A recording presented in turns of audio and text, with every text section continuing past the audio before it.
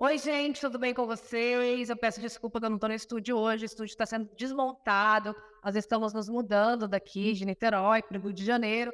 Então, estamos num processo. Vai demorar uns dias aí ainda. Então, paciência, tá? Não sei se está dando eco nessa sala, que ela está vazia. Talvez esteja dando eco. Provavelmente está dando eco. Então, peço um pouco de paciência para vocês, tá? Eu falei que o caso é de um dos casos mais chocantes, o caso do Jeff Machado, é do ano, mas, gente, muita coisa aconteceu esse ano. O caso da chacina no DF, lembra, pessoal? Foi esse ano, foi em janeiro. Quantos casos aconteceram esse ano? Estão acontecendo ainda terríveis, infelizmente. Esse caso da chacina no DF é um dos mais bizarros que existe, porque 10 pessoas da mesma família foram mortas por amigos do chefe da família, que não era santo também não, que se ele não tivesse sido morto por eles, ele teria mandado matar os amigos e o próprio irmão, tá? Marcos teria mandado matar o próprio irmão. Então, assim, nesse caso, as vítimas são as pessoas que se envolveram com este cara. E os descendentes dele, que não têm culpa, né? Se envolveram com a família dele, se envolveram com os familiares dele. Ele era bígamo, ele tinha 2 esposas, 3 filhos, com uma, Cláudia, e 2 com um casal com a Renata. Todos foram mortos nessa chacina. E os netos, 3 netos dele, foram mortos também, 3 crianças, filhos da Elisamar, nora dele, casada com o Tiago, foram mortos. Então, todas essas vítimas não tinham nada a ver com as maldades do Marcos, com os golpes do Marcos, mas ao se unir com uma pessoa nessa vida, pessoal, ao se unir com uma pessoa nessa vida, a gente tem que saber que tem que conhecer bem essa família, tem que tentar conhecer essa pessoa, e mesmo tentando conhecer, às vezes agir frente negativamente, infelizmente. Porque as pessoas mudam ao longo do tempo, as pessoas não se mostram completamente, e essas que não se mostram completamente, ou que se mostram diferentemente perante a sociedade, são as mais perigosas, porque vai ser muito difícil depois você demonstrar que ela fez isso ou aquilo com você, a não ser num caso como esse, terrível, mas as pessoas não estão mais nem aqui para contar, não é mesmo? Elas não estão mais nem aqui para contar a história. Então, aí, Cláudia se envolveu com um homem, casaram, filhos. Elisama se envolveu com um cara que tinha pai de procedência duvidosa, bem duvidosa, preso, era guerreiro. Então, assim, a gente tem que tomar cuidado. Essas coisas vão resbalar na gente. Ah, não, meu sogro pai não interfere na minha vida. Olha aí. Pode interferir na sua vida e também na vida dos seus filhos, dos seus crios. Dá muito sério, pessoal. Tomem cuidado. E mesmo assim, a gente consegue ser uma coisa que pode acontecer de ruim. Bandido comendo bandido, terras de ninguém. Nós estamos ali no Distrito Federal, aquela região que a gente já sabe. E um crime macabro. Dos crimes mais macabros, o Marcos acabou morto com requinte de crueldade, que realmente não está nos interessado na questão patrimonial, porque a terra não era nem do Marcos, para mal contar. Então, provavelmente, eu acredito mais na viudança, porque sabia que seriam corpos do Marcos, do que na questão patrimonial, que a terra não era do Marcos. É mesmo? Então, eu vou conversar com o doutor João Dar, ele vai dar. Está marcada a audiência de instrução dessa semana, mas os advogados de defesa do Gideon, que é o mandante, né, o cabeça ali, conseguiram adiar por afirmar umas coisas, e o doutor João Dar, assistente de acusação da parte da família da Isamar, e representa a família da Isamar, da vítima, vai contar com a gente o que está acontecendo no caso, vai acontecer se julgamento agora ou não, quando vai ser, nós vamos poder acompanhar, como é que estão esses familiares deles Isamar, que viram a mãe entrar nessa família, tem tão disfuncional. O doutor João Darras vai chegar aqui para contar para a gente agora, conversar com ele. Doutor João Dark, seja bem-vindo. Obrigado.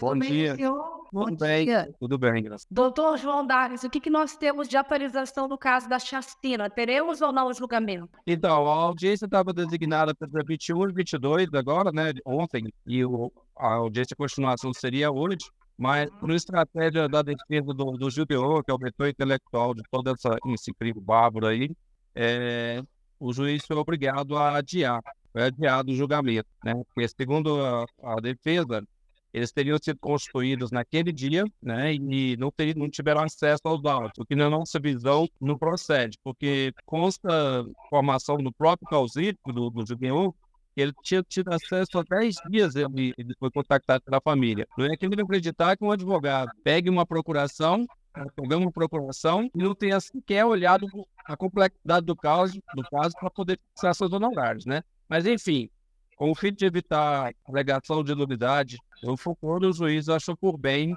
adiar a audiência para que ele tenha acesso aos autos e possa, sim, estar oferecendo contraditório e a defesa são constituídos. O Gideon, pessoal, que é o mais, que fomentou realmente, né, tudo indica, foi o mentor intelectual do caso, da chacina contra 10 pessoas da mesma família, junto com ele ali o Horácio, mas todos os outros já tinham defesa constituída faz tempo e conhecido pelas partes aí, certo? Só o Gideon que houve essa estratégia que a gente já conhece bastante aqui, né? Exatamente. E é importante registrar que a alegação, eventual alegação de excesso de prazo, em razão da não conclusão da instrução do julgamento, não pode ser alegado pela defesa deles, né? Porque foi a própria defesa que está dando, né, causa a esse excesso de prazo, não foi a acusação. De modo que relaxamento da prisão é impossível. Não, relaxamento de prisão nesse caso, uma chacina de 10 pessoas, é um que faz sentido.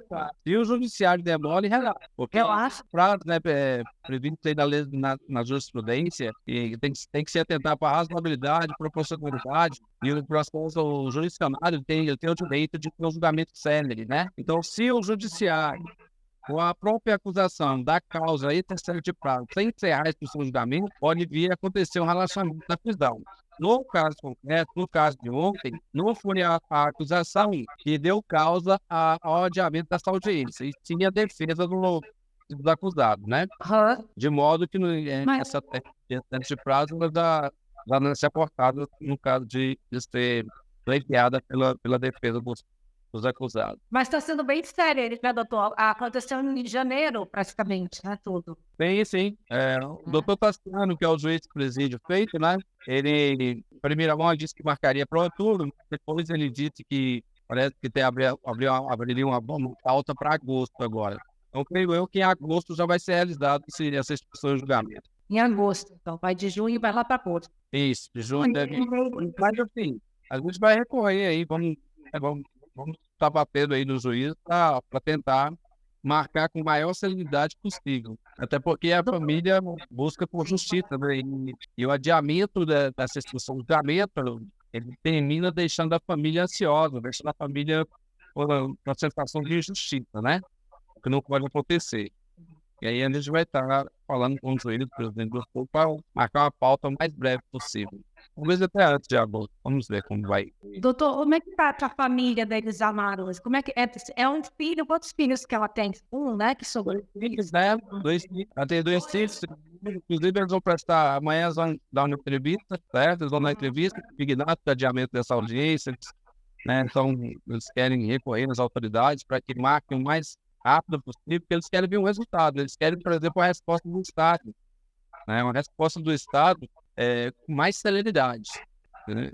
Mais celeridade. Então, alguns devem estar dando uma entrevista e exatamente para manifestar quem era a mãe, para dizer quem era, o que eles sabiam sobre as vítimas e pedir também justiça com mais celeridade, né? Eles vão dar entrevista para o canal de TV?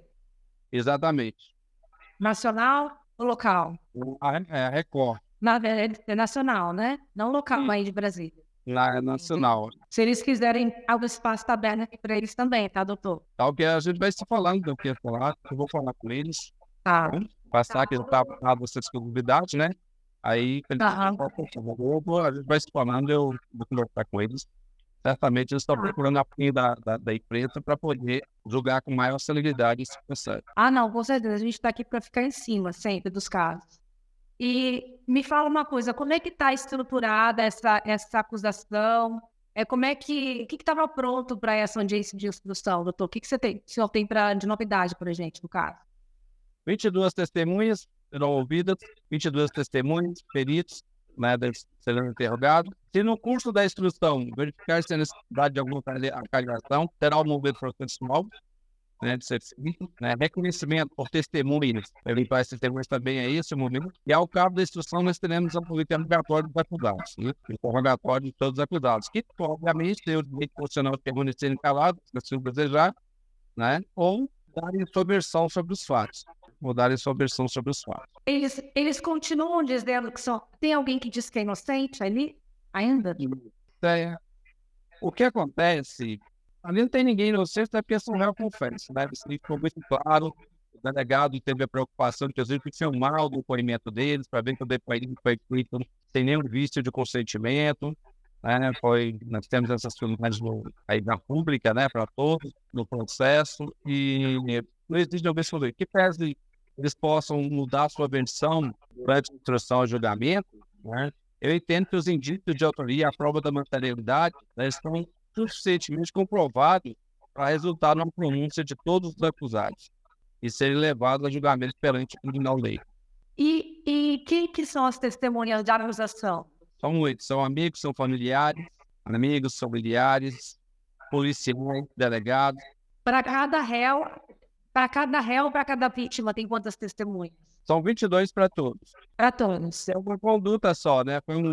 Foi uma associação criminosa entre eles que foi praticar um delito, vários delitos contra uma família, contra uma única família, né? Então, assim, tudo num cenário. Vários atos dentro de uma ação foram praticados, várias ações ali, vários crimes praticados, incluindo material, né? Material, que é aquele que se soma às penas. Nós temos o cúmulo formal, concurso formal de crimes e o concurso material. Né? No concurso formal, o réu é beneficiado. No caso deles, não tem como ser beneficiado com uma pena menor, porque vai ser somada as penas de todos os crimes. Até porque não trata-se de crimes idênticos. Nós temos ocupação de cadáver, temos extorsão mediante sequestro mediante extorsão, colocado morte, né? Temos homicídio, fraude processual, entre outros crimes que eles estão respondendo. Então, essas penas todas, ao final, quando da dosimetria da pena, são tomadas pelo juiz togado e aplicar uma sanção aflitiva definitiva a todos os acusados, tendo um que bem elevada. Que pena que no Brasil não pode se cumprir mais de 40 anos. Né? Você pega... Eles vão pegar muito tempo, porque não é um homicídio, não é um homicídio qualificado, não. É um homicídio triplamente qualificado, ou quadruplamente qualificado, por motivo extremamente torpe, extremamente cruel, com incapacidade de defesa das vítimas, porque tinham confiança nessas pessoas, moravam dentro da terra lá, que eles tinham de posse e tal. A decapitação do monarca. Ainda mais os filhos foram atraídos para emboscada. Enfim, vários qualificadores que não tem como sair, não tem como serem excluídas. A condenação é medida que é indefensável, né? Respeito o papel da defesa, dos ilustres defensores, mas diante do conjunto probatório que já existe nos autos, né? Dos indícios de autoria, da prova da materialidade já existe, a pronúncia é tranquila e a condenação também. Basta mostrar que aquelas crianças lá queimadas, né, por asfixiadas e queimadas, e nós teremos aí uma resposta da sociedade à altura. 3 crianças que não tinham nada a ver com isso, gente. 3 crianças, 2 moças, né? Não existe motivo, idôneo ou inidôneo, né? Não existe motivo para fazer essa barbárie com as crianças. Não existia. E até mesmo para examinar, né? Eliminar a herança de uma terra que não era nem dele exatamente, umas coisas sem sentido nenhum, né, doutor? Eu me atrelo, eu me apego, em que perto eu esteja posição isolada, né? Voto vencido, talvez, aí até na promotoria, mas eu entendo até hoje, e continuo batendo, que a motivação não é exclusivamente a chácara. A motivação de um ódio maior que o Gildeon e o Horácio tinham em razão do... Na época, o Max teria em tese tramado matá-los, né? Isso aí ficou comprovado durante a fase historial. A Romã falou nisso, né? Outras pessoas... Então, ele tentou matá-los. Porque eu expliquei isso em outras oportunidades. Que ele tinha uma situação que o irmão do Marcos, da vítima Marcos, né? Estaria tentando vender a chácara. E essa chácara, na verdade, é uma invasão que os brasileiros tentavam, no futuro, locupletar-se ilicitamente e dividir entre eles, né? Acho que esse irmão do Marcos, do Gideão, o Horácio. Então era isso a pretensão. Mas aí, um determinado dia, esse irmão do Marcos estava tentando vender a chácara. E o Gideão viu e contou para o Marcos. Desde então, o Marcos começou a arquitetar a morte do irmão. E teria convidado o Horácio e o Gideão para matá-lo. Mas só que tinha uma pessoa ainda que a gente pode descobrir nessa instrução. Existia uma outra pessoa que também estaria ali, teria presenciado toda essa tentação para matar o irmão do Marcos.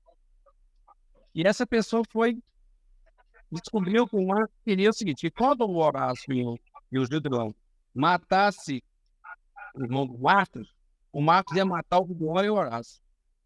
E a pessoa contou para o Gideão e para o Horácio.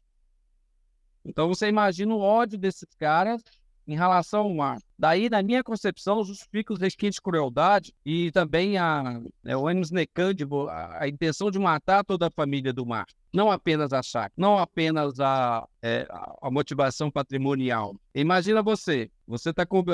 A pessoa te chama para fazer uma coisa em favor dela. Você vai ajudá-la e depois ela quer te matar, né? No mínimo imoral a conduta da vítima, nesse caso, né? Enfim. Não está certo nenhum nem outro, a gente não está defendendo que se estivesse certo, matar ninguém é certo, a não ser nos casos amparados pela lei, né? No caso da desprudência amparada pela lei, não é correto matar alguém, mas existia esse ódio, né? Imagina, eles iriam morrer e o Marcos ainda poderia alegar legítima defesa. Então morreria o irmão do Marcos, morreria o irmão do Marcos, ok? Quando o cara matasse, ele matava os outros dois e o Marcos ficava sozinho com a chácara, né? Entendeu? Não precisava dividir com ninguém. Entendeu? Então, assim, eu acho que a indignação maior do Horácio e do Gideão é porque eles queriam ajudar o Marcos a matar o irmão, né? Tecnicamente, e descobriram, através dessa pessoa que nós não sabemos ainda quem é, que o Marcos pretendia matá-los tão logo eles executassem o plano. E aí eles ficaram revoltados, né?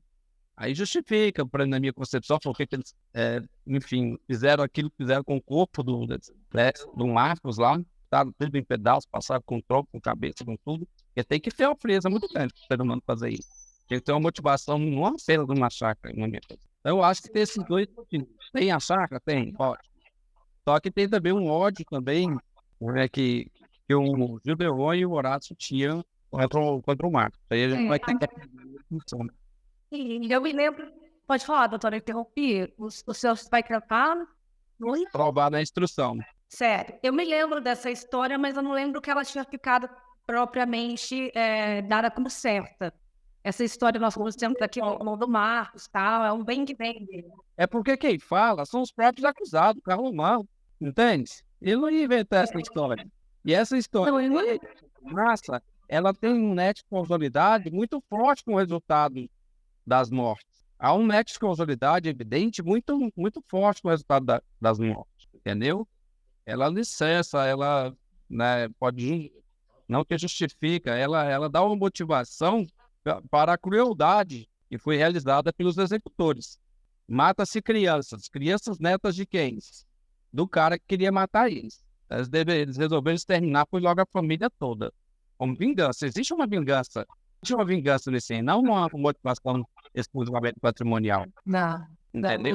Não, até pela forma que eles mataram Marcos, né? A gente vê que até pela forma, decapitaram o cara todo, né? Ele ficou agonizando, né? Até pão, acho que a noite inteira. Estava vivo ainda, quando ele chega no cativeiro ainda estava vivo. Terrível, terrível, terrível. Crime que parece faz tanto tempo, porque esse ano foi um ano de acontecer crimes também terríveis. Então dá a impressão que faz muito tempo da chacina, mas foi agora em janeiro, né? Começou em dezembro e foi em janeiro. E realmente está sendo célere o processo, mesmo que em agosto está sendo célere como o senhor tinha adiantado que seria, né? A gente sabe que envolve questões familiares, de vingança, disso, daquilo. Nem o Marcos tinha razão, ia mandar matar também, Gideão mandou matar, só que envolveu a família inteira, coisas que não fazem sentido, envolveu a Gabriela, envolveu a Ana, envolveu as crianças, envolveu a Elisamar, envolveu a Cláudia, envolveu a Renata, pessoas que não tinham nada a ver com isso, né? Não tinham nada a ver com isso. Então, não cola a questão patrimonial só porque não era do Marcos a chácara, então isso é uma coisa completamente discutível. Inclusive, comentário. Também. A Elisamar, segundo os filhos dela, estiveram no meu escritório ontem para a audiência, né, seriam testemunhas, ela almoçava com o Gideon, eles brincavam, entendeu? Ela foi apenas um instrumento utilizado de vingança para... Essa história nós temos aqui no mão do Marcos, tal, é um bem que vem dele. É porque quem fala são os próprios acusados, Carlomão, um ódio muito grande. E, na verdade, por serem todos delinquentes, inclusive a vítima Marcos, todos terem se conhecido no cárcere, na prisão, né? Por serem todos delinquentes, é notório que o Marcos, se isso é verdade, é notório que o Marcos mataria eles mesmos. Eles sabem que eles seriam uma vítima, uma presa muito fácil, porque eles estariam ajudando o Marcos a matar o irmão. E se o Marcos matasse eles, ia ser legítima defesa, porque aí ele está salvando o irmão, entendeu?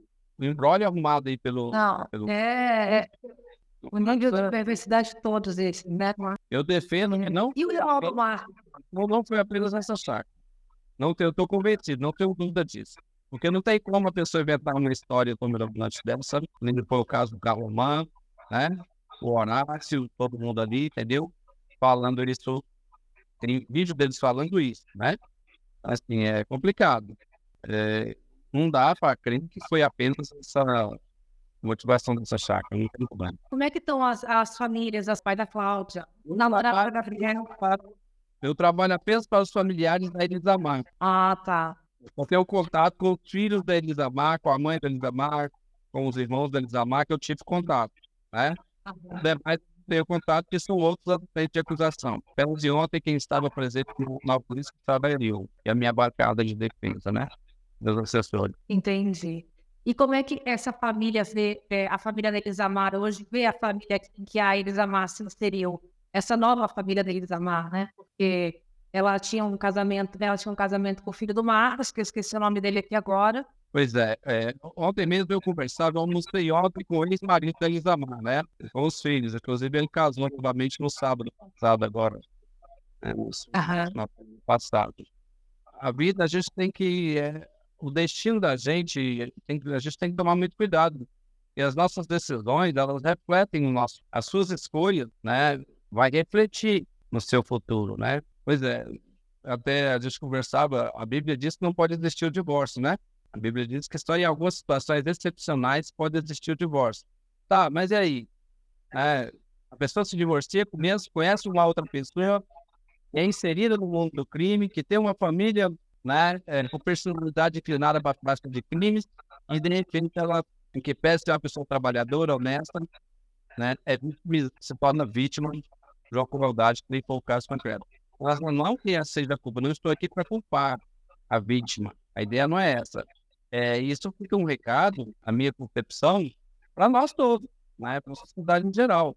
As nossas escolhas têm que ser feitas com muito cuidado, né?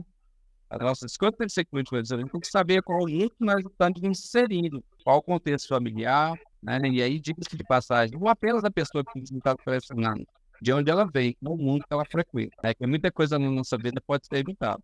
Sim, eu acho que, mesmo a Bíblia falando de divórcio, nós estamos em...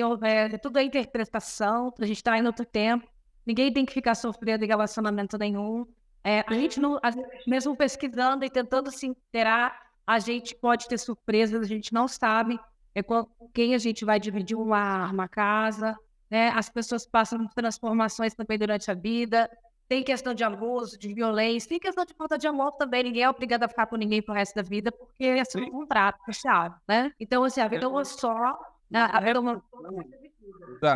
A reflexão que eu quero dizer não é que a pessoa, que nem eu falei, se situações excepcionais, você está sofrendo, você tem que divorciar, né? Autorizado isso, inclusive, pela Bíblia.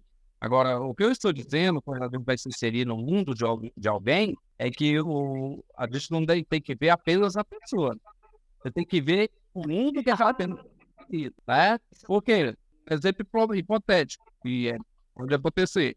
Se você está com uma pessoa boa, mas que ela, enfim, ela tem um pai que ela frequenta a casa, que mexe com furto, contrabando, com roubo, com assassinato, roubo de carro interestadual, cara, e você é uma pessoa de posse, uma pessoa, né, você pode até ser sequestrado uma hora dessa aí por essa pessoa, entendeu? Então, assim, infelizmente, o contexto familiar, ele tem que ser levado em consideração quando a gente escolhe alguém, felizmente, né? A não ser que a pessoa não frequente aquele meio, né? Por exemplo, aquele meio ilícito da família. Aí já é uma coisa diferente, como você falou, as pessoas se transformam, né? Conheço muito bem a ressocialização do condenado do internado previsto no artigo 1º da Lei 7.210, totalmente possível, né?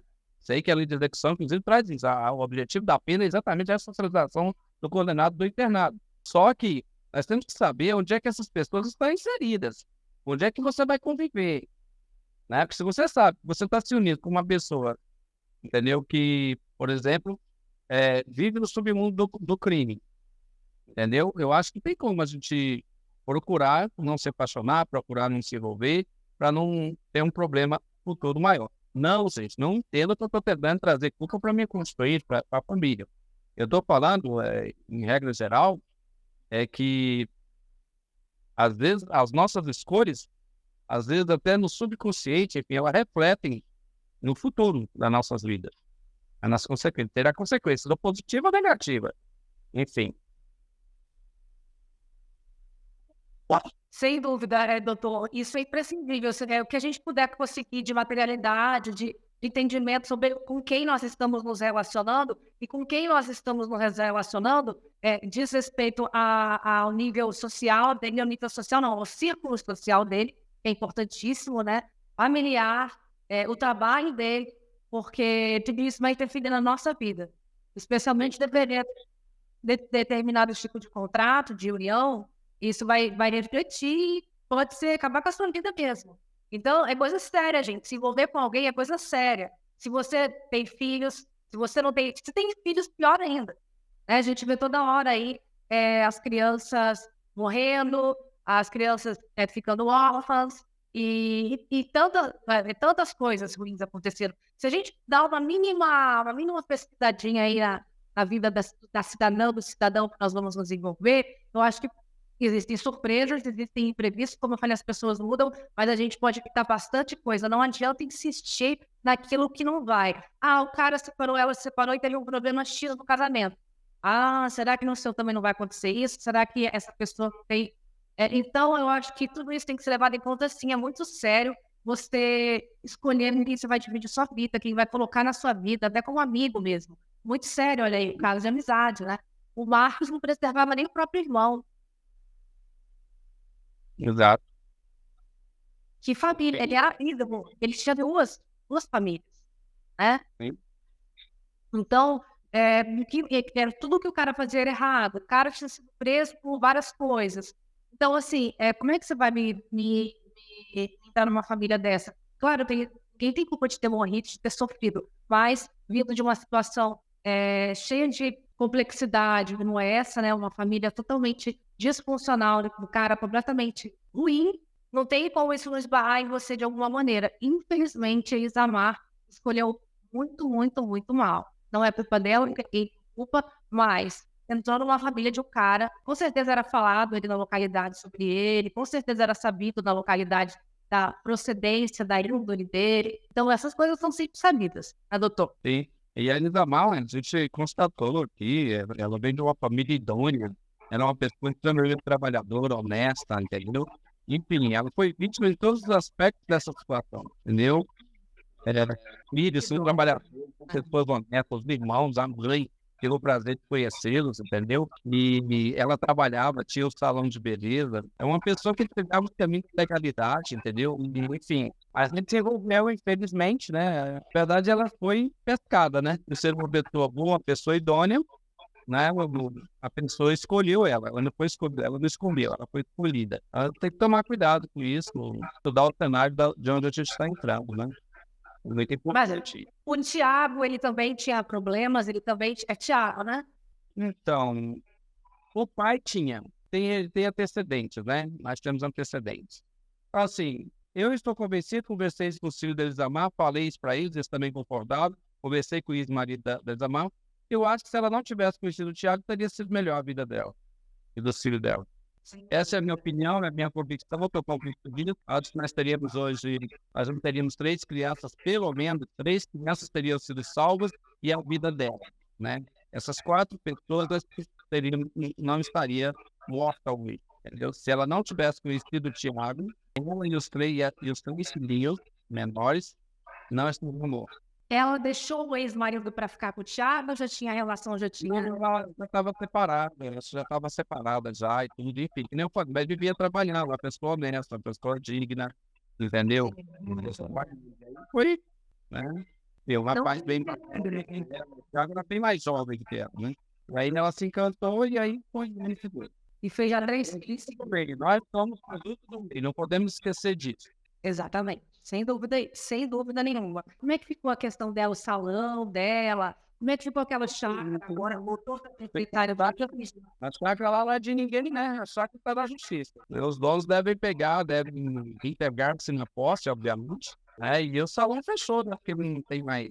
A filha dela trabalha, né? Mas eu um ambiente de trabalho, o filho também faz trabalho em shopping, entendeu? Uma pessoa que trabalha, né? Porque eles estavam aqui. Estão indignados porque a audiência foi adiada, porque querem ver o resultado mais técnico do Estado. E não, natural, né? Tiveram a mãe e os irmãos mortos de forma cruel e covarde. Com certeza. Quer dizer, esses proprietários dessa chácara provavelmente não tinham nem coragem de tentar brigar lá com Marcos na justiça na época, né? Pois é, estava na justiça, já existia ação, né? Existiria, mas eles não iam lá à área, né? Estava na justiça, estava ligado. E o Marcos ia perder, porque a dona Inara. A dona de nada, que loucura, as pessoas... A proprietária faleceu, ficaram os herdeiros, e o caseiro negociou a chácara, alegando que tinha direito trabalhista. Meu Deus, desse termitrar das próprias razões é crime, né? É crime. Fazer justiça com as próprias mãos é crime. É um Código Penal. Então, assim, ele não era dono de nada. Ele foi um golpe. Ele estava querendo dar na gleba de terra para posteriormente venderem e locupletar-se ilicitamente, rateando o valor da venda ali entre eles. Entendi. Doutor João, tem mais alguma coisa que a gente consiga colocar aqui hoje? Que o senhor queira deixar aqui para a galera sobre o caso, atualização? Vamos torcer para acontecer o mais breve possível, né? De volta a se falar, vai ter essa entrevista aí, a gente deve fazer uma outra entrevista com vocês aí, com os filhos devem falar também, eles devem falar, o irmão, eu vou marcar com você aí no dia, eles devem falar também. E agora vamos torcer para que essa audiência seja designada o mais séria possível, né? Para que a gente tenha uma pronúncia mais rápida e o julgamento também rápido e eficaz, a condenação de todos esses acusados aí. Tá em segredo de justiça? Não, né, o caso? Não, vai público, os dados com público. Beleza, então a gente vai poder provavelmente acompanhar as audiências. Entendeu aí? Exatamente. Entendi. Então, pode falar. Eu vou tentar filmar o julgamento, a especificidade, porque a lei me permite, né? Sim. O Código de Processo Penal, né? E aí, o Código de Processo Civil, ele autoriza a gente fazer a gravação, fazer a gravação da audiência. E aí eu vou tentar filmar essa discussão do julgamento. Show. Eles não estão transmitindo em Brasília? Não tem página no TJ? Da imprensa, né? Do advogado da imprensa e tal. Tem que ter feito essa lei, porque não é parte, né? A imprensa não é como parte. Aí eu teria que autorizar. Entendi. Quem sabe se o juiz não autoriza, a gente vai lá transmitir também. Sei, vamos ver, né, doutor? Senão a gente tem o doutor aí para ajudar a gente. Vamos mandando essa informação. Então tá, doutor, muito obrigada. A gente espera que então os filhos deles amar e vamos conversando ali. Ok, tranquilo. Obrigada, doutor. E fica com Deus. Valeu. Tchau. Tchau. Bom, gente, essa foi uma atualização no caso da Chacina BR. Caso a gente acompanhe desde o início, nós fizemos vários trabalhos aqui, com narração também. Tem os depoimentos todos no canal. Quem quiser assistir, você vai ver traços da personalidade PQS de cada um deles. Várias matérias reportagens também, entrevistas. Pronto, doutor João Dá. Tá bom? Nós voltamos amanhã, se Deus nos permitir. Fiquem com Deus e até lá.